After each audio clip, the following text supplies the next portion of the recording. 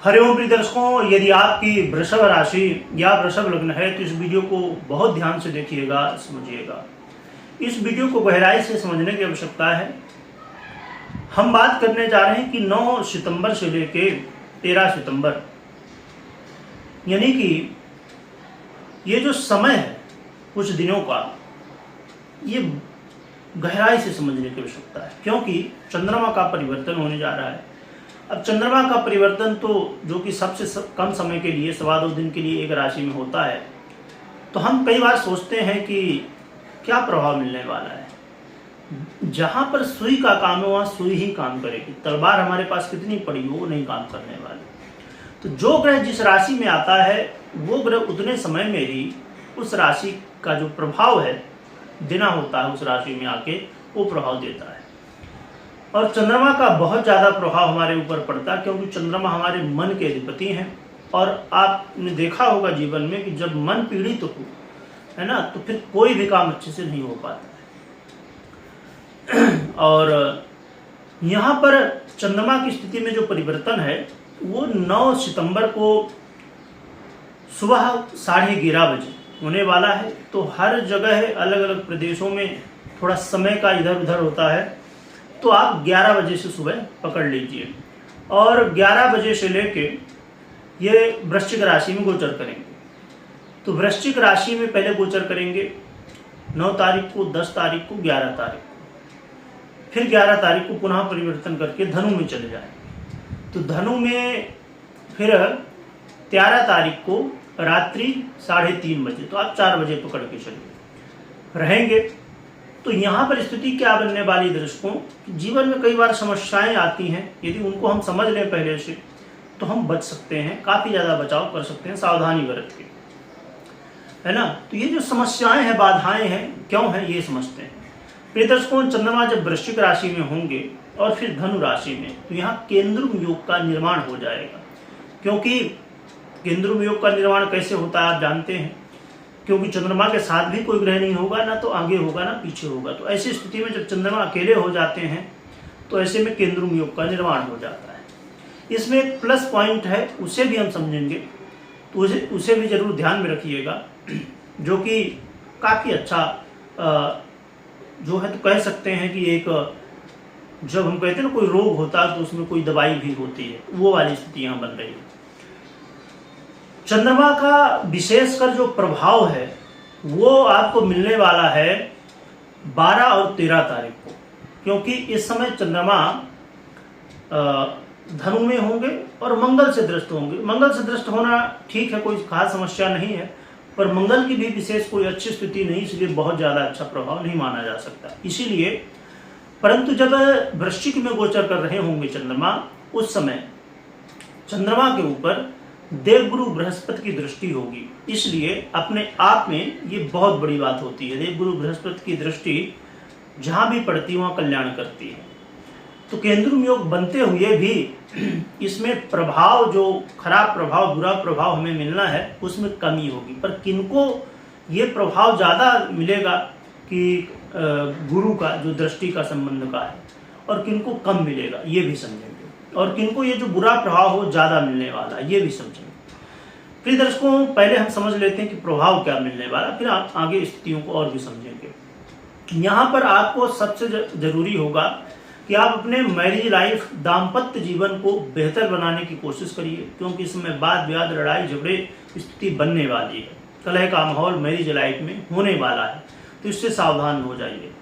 साथ में जो व्यापारी हैं, व्यापारियों के लिए भी समस्या आने ही वाली है। व्यापारियों के लिए तो और भी ज़्यादा समस्या होती, क्योंकि हर एक चीज़ संभालना होता है, लोगों को भी संभालना है, मार्केट भी संभालना है, हर चीज़ें संभालना है। तो इसलिए व्यापारियों को भी उतार चढ़ाव व्यापार में देखने को मिल सकता है। और ख़ासकर उन लोगों के लिए जिनके व्यापार में कहीं ना कहीं चंद्रमा से संबंधित काम हो और मंगल से संबंधित काम में भी प्रभाव ज़्यादा दिख जाएगा, या कोई भी व्यापार हो सभी में दिखेगा, पर खासकर इन ग्रहों में जो उनके आधिपत्य में आते हैं, जैसे कहा जाए दूध का है ना, या और भी सफ़ेद वस्त्रों का है, बहुत सारी चीज़ों का, क्योंकि यदि हम गिनने जाएंगे तो बहुत लंबी हो जाएगी वीडियो। तो इन क्षेत्रों में व्यापारियों को और मैरिज लाइफ जिनकी है उनको बहुत ज़्यादा सावधान होना चाहिए। साथ में यहाँ पर थोड़ा सा अपने मान सम्मान का भी ध्यान रखिए, क्योंकि मान सम्मान में भी इस समय कमी देखने को मिलेगी। ये महसूस होगा कि जो लोग अभी तक आपकी बातें मान रहे थे इस समय नहीं मान रहे हैं, आप का अपमान कर रहे हैं कहीं ना कहीं, वो सम्मान आपको नहीं मिल रहा जो मिल रहा था। और साथ में आपको थोड़ा सा अपने भाई बंधुओं से वाद विवाद से दूर रहना चाहिए। इसमें थोड़ा सा भाई बंधुओं के साथ भी वाद विवाद होने की संभावनाएं बढ़ेंगी। इस समय थोड़ा सा उतावलापन आपके अंदर बहुत ज़्यादा हो जाएगा, मतलब जल्दी से कुछ भी कह देंगे किसी को, आपकी वाणी कड़वी हो जाएगी, आपको मानसिक तनाव इस समय बढ़ने की संभावनाएं हो जाएंगी, तो इससे बच के रहना है। और थोड़ा सा जब हम जल्दबाजी में आते हैं, ज़्यादा जोश होता है, कई बार हम होश गंवा बैठते हैं, और वो होश जब गंवाते हैं तो हम कुछ भी कह देते हैं या कुछ भी कर देते हैं। कोई परीक्षा प्रतियोगिता में है, कंपटीशन में है, वहाँ पर तैयारी बहुत मजबूत रखिए, क्योंकि वहाँ पर हो सकता है कि आपको सफलता देखने को मिले। कई बार कुछ लोगों को ये मैंने जैसे सुना कमेंट में कि पढ़ रहा था एक दिन कि आप बुरा ही बताते हैं। अरे भाई, जो ग्रह बुरा फल दे रहा है तो बुरा बताएंगे, जो अच्छा दे रहा है तो अच्छा बताएंगे। उसमें अब हम थोड़ी बता रहे हैं, जो ग्रह स्थिति है उसके अनुसार बताया जा रहा है, और ये गोचर का प्रभाव है। कई बार लोगों के साथ घटित होता है, कई बार नहीं होता, क्योंकि गोचर ही पूरा नहीं है। आपकी जन्म कुंडली भी आधी है और ये गोचर भी अधूरा है। एक दूसरे का दोनों को सपोर्ट जब मिलता है और जो स्थिति बनती है वो निचोड़ होता है। तो ये कुछ स्थितियां हैं, ये कुछ चीज़ें हैं जहां पर आपको ध्यान रखना है। और निर्णय इस समय बिल्कुल भी मत लीजिए जल्दबाजी में, क्योंकि इस समय जब हमारा मन पीड़ित होता है तो हम निर्णय भी सही नहीं ले पाते हैं। तो जितना हो सके तो काम को आगे पीछे कर लीजिए तो ज़्यादा अच्छा है।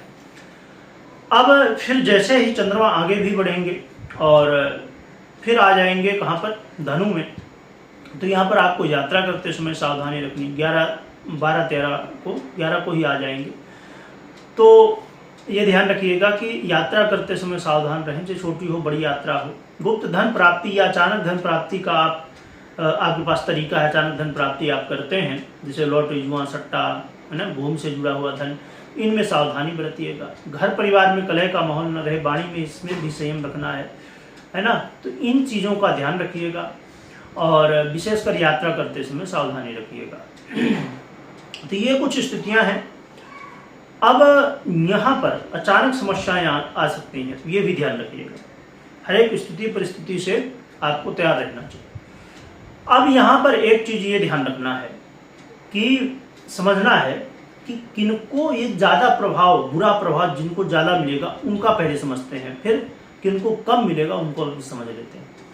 जिनकी जन्म कुंडली में केंद्रुम योग इसी स्थिति में या कहीं भी बना होगा, तो केंद्रुम योग यदि आपकी जन्म कुंडली में बना है, या चंद्रमा किसी भी तरह, चाहे पक्ष बल से हो, चाहे शनि राहु जैसे ग्रहों से दृष्ट हो, या अंश बल से हो, या कहना चाहिए नीच का हो, किसी भी तरह चंद्रमा पीड़ित है, यदि चंद्रमा कमजोर स्थिति में है, कोई दुर्योग में है, चंद्रमा पाप मध्यत्व में फंस गया हो, ऐसी कई सारी स्थितियां होती हैं।